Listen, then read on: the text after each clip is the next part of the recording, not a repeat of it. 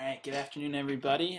Today I just wanted to take a quick minute to go ahead and look over aspects of the autonomic and somatic nervous system, which we've discussed in lecture. So the first video I'll be posting is kind of just a general overview, kind of noting some similarities and differences between these two branches of the efferent nervous system. So the branch of the peripheral nervous system that goes out and elicits a response in the body.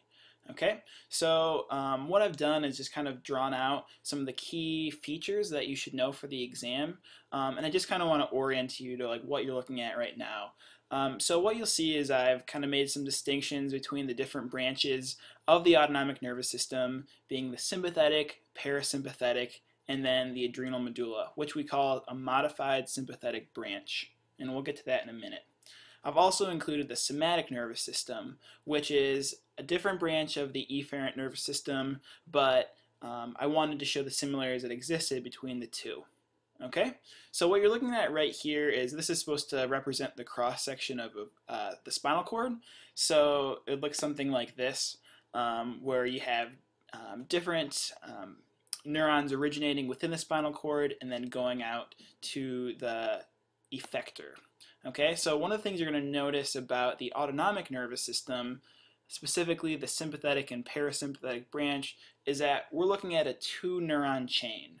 So meaning that we have one group of neurons that originate within the spinal cord, and then we have a second group of neurons that originates in the periphery. So what we call a collection of cell bodies in the peripheral nervous system is a ganglion. So we can distinguish the two by calling the group of neurons that originate in the spinal cords the preganglionic neurons, and those that originate outside as the postganglionic neurons. And so what you're going to have to know for the exam is, how do we communicate between these two branches?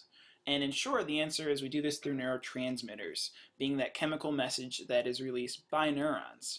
So we have neurotransmitters that are released by the preganglionic neuron and the postganglionic neuron, and it's the binding of the neurotransmitter released by the post to the effector and those appropriate receptors that elicits a response. Okay, so what this video is going to do is going to show you what are the neurotransmitters that were released by the pre and the post, what type of receptors do they bind to, and then in later videos I'm going to go into the specifics of these classes of receptors and how the binding of a neurotransmitter elicits a response. Okay, so the first thing I'm going to do is go over what neurotransmitter is released by the sympathetic nervous system. And we see that the preganglionic neuron is going to be releasing the neurotransmitter acetylcholine, which I'm just going to abbreviate as ACH. Okay? And as we've learned, acetylcholine is going to bind to cholinergic receptors, specifically nicotinic receptors. Okay, and that is going to be found on that cell body of the postganglionic neuron.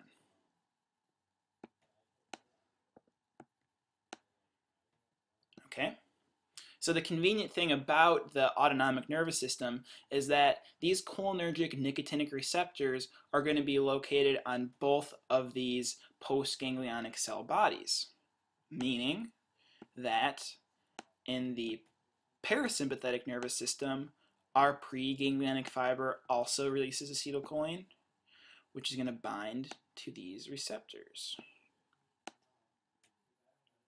Okay? So far, so good. Now we're going to move along to what is a neurotransmitter released by the postganglionic neuron. Well, within the sympathetic branch, what we see is that it's going to be releasing norepinephrine or epinephrine, which for the sake of this class, they are essentially synonymous. They have the same response. Okay? And what norepinephrine is going to bind to is adrenergic receptors. So norepinephrine, adrenaline, those are synonymous. So adrenaline is going to bind to adrenergic receptors. Okay? And what we'll see is that these adrenergic receptors, which are found on effectors innervated by the sympathetic nervous system, can be either alpha or beta receptors. And we even have subclasses of those. We have alpha 1s, alpha 2s, beta 1s, beta 2s, which I'll go over in later videos. Okay? So then within the parasympathetic branch, after acetylcholine binds to these cholinergic receptors, we'll see the action potential continue until it causes the release of additional acetylcholine by that postganglionic fiber. So once that acetylcholine has been released, it is going to bind to cholinergic receptors. However, this time the group of cholinergic receptors that it binds to, we call them muscarinic or muscarinic. Okay, so these are going to be found on effectors innervated by the parasympathetic nervous system. So depending on the type of organ that these muscarinic receptors are found on, we can have either an excitatory or an inhibitory response.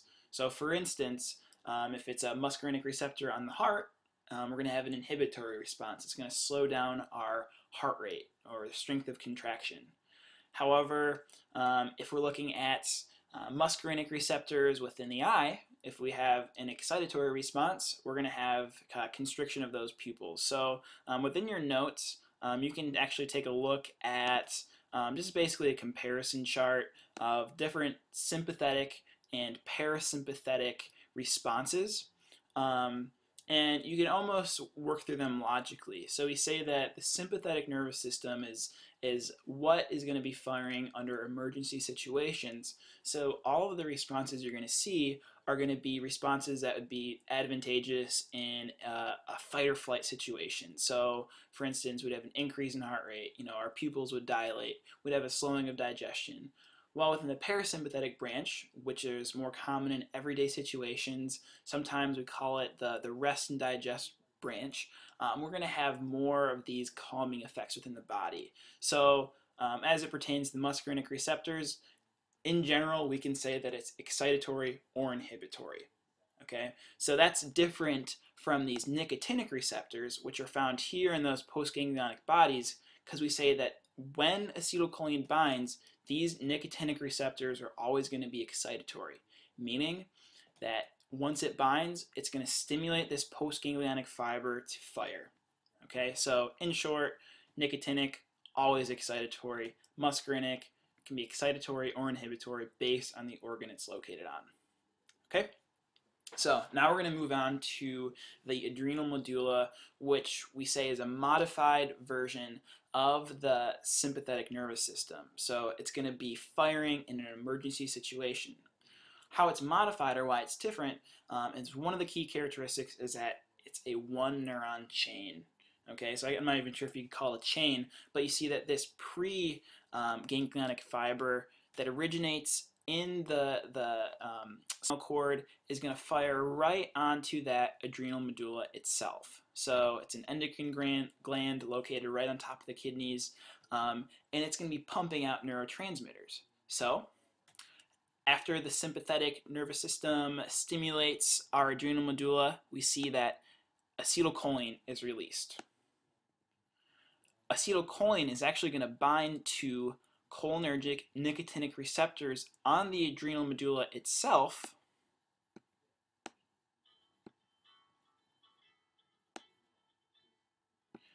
and after that acetylcholine binds, it's going to cause primarily epinephrine to be released by that adrenal medulla.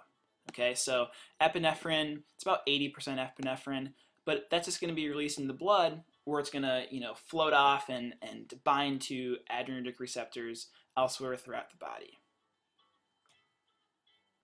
Okay, so bringing me to a point which I kind of left out earlier.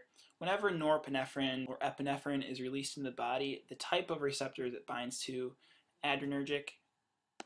So these are going to be what's found within that class. So I'm just going to drag this up right here. Okay? So the last division of the efferent or efferent nervous system that we're going to look at is the somatic nervous system, meaning it's the group of nerves that innervate or go to our skeletal muscle. And in comparison to the autonomic nervous system, it's much more simplified because what we see, it's a one neuron chain. So what you're looking at is just a really simplified version of the somatic nervous system. I'm just looking at that alpha motor neuron, so the neuron that fires on the muscle itself. And so for a more complete picture of it, you can look up some pictures in your book, but this is a general schematic of what it looks like. And what we'll see is that the alpha motor neuron itself, which is located in that ventral horn of the spinal cord, it's going to go all the way out and fire on that skeletal muscle. So within that motor unit, where we have it going right to the muscle, that's what we're going to be looking at. Okay. So this is why I think it's great to draw these out together, because we're going to see some big similarities when we're comparing the branches. So acetylcholine is going to be the neurotransmitter that's released by that alpha motor neuron, and it's going to be binding to cholinergic nicotinic receptors on that skeletal muscle itself. Okay, so within that motor unit, motor end plate, we're going to have these cholinergic nicotinic receptors found. And after it's released, after it binds to those receptors, it's always going to be an excitatory response, meaning that after it binds, we're going to have contraction. Okay, so how we stop that contraction from occurring, because this can be potentially confusing, the only way we can cause that contraction to be inhibited is by having an actual inhibitory message on that cell body itself. So that motor neuron, which is receiving incoming messages from our afferent nerves and this inner neuron, the only way for us to inhibit a contraction is to have an IPSP on that motor neuron itself. So IPSPs, if you remember, are things that bring the neuron farther away from threshold potential, making it hyperpolarized. So in order for us to limit this contraction, we're going to have the opening of chloride and potassium gates within that motor neuron itself in order to prevent it from contraction. So in other words, if we are able to excite this motor neuron, bring it to threshold, and have it fire, we're always going to have a contraction. So one last point that's important to know, because this is just general characteristics in terms of the anatomical differences between the different divisions. You're going to have to know, can we describe the general lengths of these neurons as being short or long? And some interesting differences exist where in the sympathetic nervous system, our preganglionic neuron is short and our postganglionic neuron is long. Parasympathetic, exact opposite. Preganglionic neuron is long and our postganglionic neuron is short. So it looks something like this, where you can see, okay, this is looking at our sympathetic nervous system. We have a very short preganglionic neuron, which then we see our post going right to the effector, so much longer in comparison. On the other hand, parasympathetic, here's our preganglionic neuron, and it has just a very small postganglionic neuron which fires on the organ. Last thing you're going to need to know is what portion of the spinal cord does that preganglionic fiber originate from? Looking at our sympathetic nervous system, we see that that preganglionic fiber originates in the thoracic and lumbar regions of the spinal cord, whereas in the parasympathetic, it originates from the cranial and sacral region. Okay?